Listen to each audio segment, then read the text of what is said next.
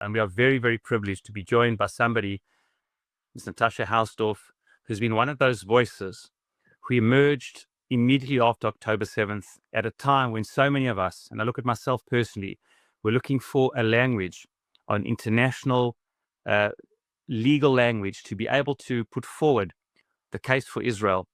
And Natasha, you have been the most unbelievable spokesperson for Israel in the realm of international law. So articulate, so on point at a time that we have all so desperately needed a mouthpiece and needed somebody we could follow to enlighten all of us. And firstly, I really, on a personal level, and I reached out to you straight away when I heard your first words. It helped me as a rabbi to formulate the many things that I was trying to say, to give depth of reality of what's going on to the ideas that I was sharing. And you have unstintingly, for over 620 days, been a voice that we continue to turn to. Thank you so much for joining us from England. And to ask you, Natasha, if you could share with us, it's forever hurled at us the legitimacy of preemptive strikes, the legitimacy of Israel's preemptive strike, the legitimacy of America's preemptive strike, which many of them are being questioned because Israel was not attacked in a way yet which threatens it existentially, certainly not the United States of America. And perhaps you can help us at a time where there's often confusion where there really shouldn't be, to formulate, based on international law, your perception of these attacks and also where we're standing right now at this challenging yet incredibly privileged time. Natasha, thank you so much for joining us.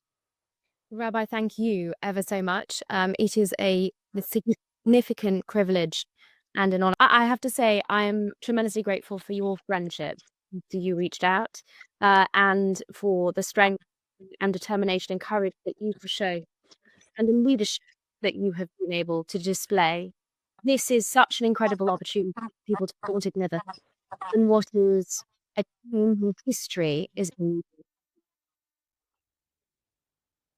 I'm particularly grateful for the opportunity to address some of the legal representations, because since America struck those 3 critical nuclear strikes, there's been increasing discussion about the legality of those strikes following the discussion of the legality of Israel's strikes.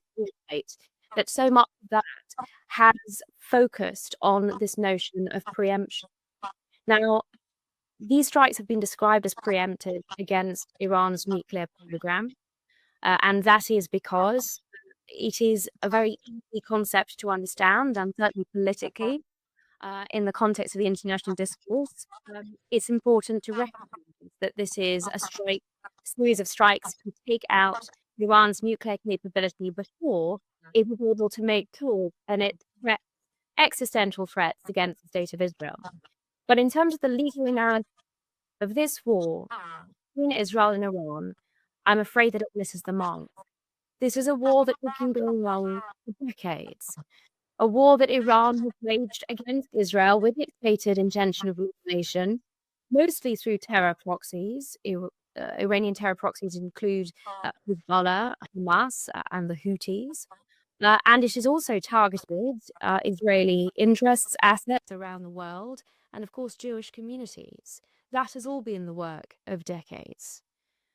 That means that the war between Israel and Iran has to be analysed in that context. And so the notion of a preemptive strike is not relevant to the legal analysis of what Israel has done over the last week.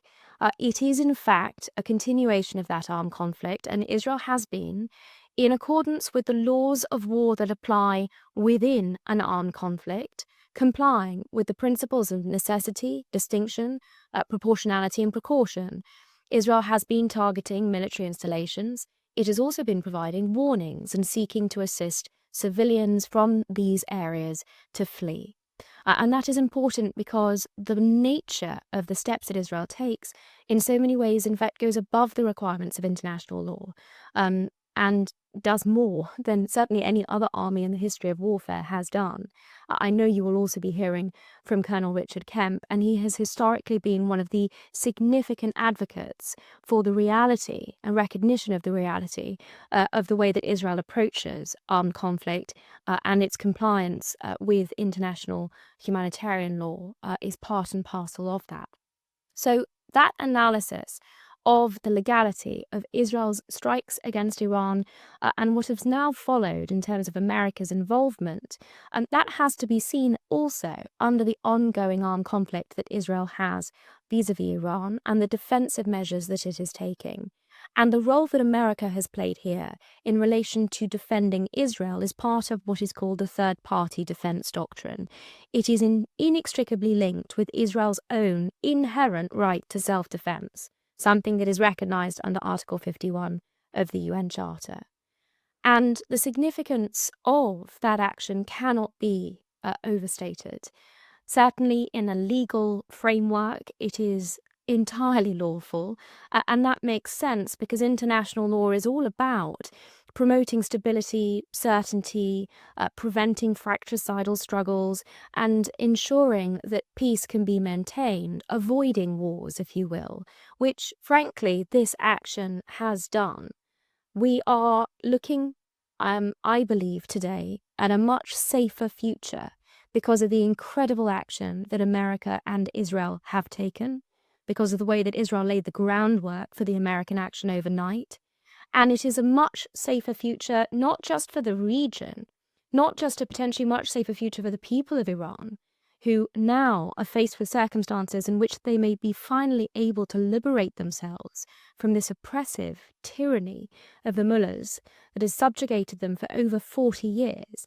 No, I believe it is also a much safer future for the rest of the world, and it is so important that we recognize that the incredible, almost miraculous action that Israel has been able to take for the last 20 months against Iran's terror proxies and now against Iran itself, its successes over the 7 fronts of this war have been utterly remarkable and have been in defense of the West, because Iran has made it perfectly clear when it calls to death to America, when it calls for death to Israel, it has made it perfectly clear that its fight is against the West as a whole.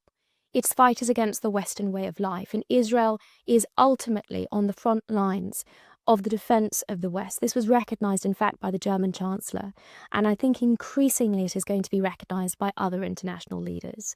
That is something we should all take immense pride from. It is something that reflects incredibly well on Israel, the Jewish state, on it being a light unto the nations.